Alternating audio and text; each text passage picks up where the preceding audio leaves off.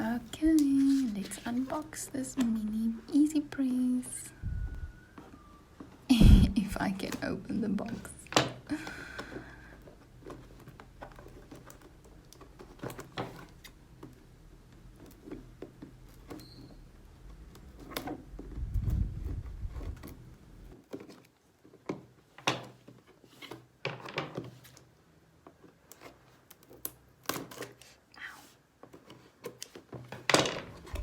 And finally, oh my goodness, this is so cute. Just look at that. It literally fits in my hand.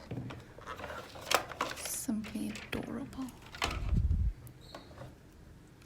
Well, I'll definitely have to get another adapter because we don't have these adapters in South Africa, so I'll have to get one so that I can actually use it. But I'm excited and I cannot wait to try it out. Stay tuned.